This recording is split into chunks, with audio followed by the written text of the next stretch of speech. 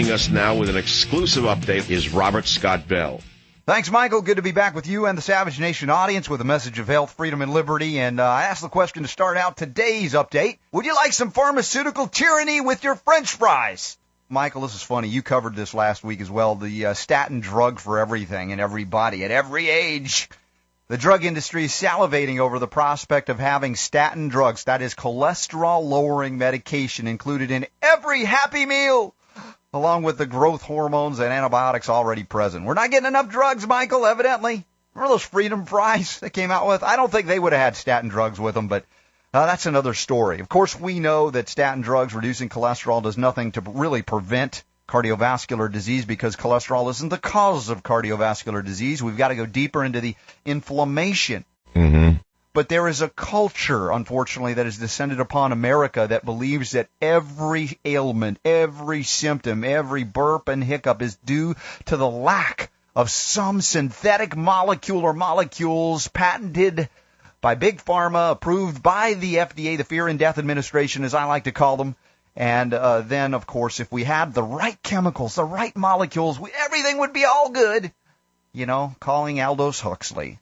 And so, you covered well the cholesterol issue. I don't need to berate that, but it is another aspect of the insanity of a country that used to believe in freedom. And, of course, the freedom maybe even to say no to drugs.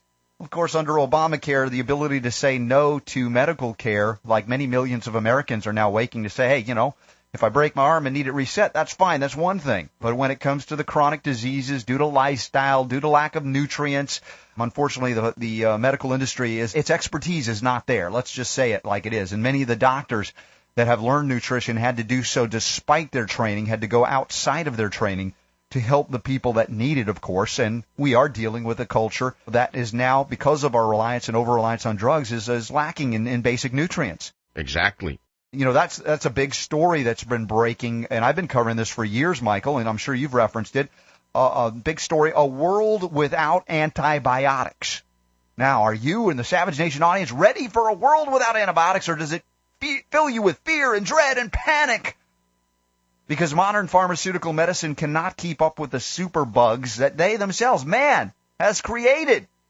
So what happens when the antibiotics no longer work? And I've joked, and I've mentioned it here as well, that we do not suffer from a drug deficiency disease, for instance, right? Heart disease is not evidence of a statin drug deficiency, okay?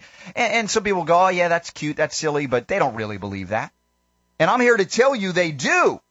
They do. And infection is not the result of an antibiotic deficiency.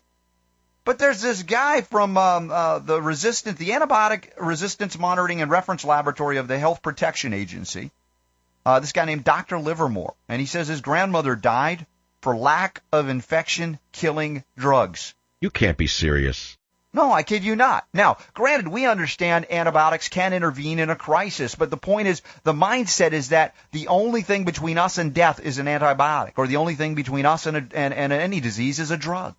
And, of course, it's completely upside down and wrong because it disavows any acknowledgement or knowledge of the law of the terrain or the environment or the milieu. I've referenced it versus the germ theory concept of Louis Pasteur, who acknowledged basically before he died he was wrong. And a contemporary of his, Antoine Béchamp, and also the French physiologist Claude Bernard. They all talked about this law of the terrain, which is the empowering concept and understanding of nature herself, the creation that we all are a part of. That when we have a healthy terrain, healthy life grows in that healthy terrain. When that terrain is lacking in any particular nutrient, mineral, trace mineral that is necessary by God to be there, then disease is the result. It's not a mystery. It's not rocket science. And we look to replenish nutrients rather than replenish drugs for which there is no absence or deficiency in regards to its cause. And so this is what we're looking at here as Dr. Livermore, many doctors are saying, oh my gosh, the world is going to end. The sky is falling. No more antibiotics because the resistance is growing. And we recognize, too, that the narrow pathway at which an antibiotic works is something that these so-called bugs, pathogens, can find their way around by expressing new DNA. Hey, that's life. That's creation. Life finds a way to survive.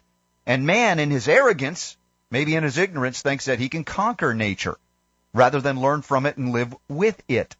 But perception is reality in the medical profession, where they have apparently, in a large part, forsaken common sense and biological reality for a twilight zone where everything bad that happens to us is because of an absence of some new or old drug.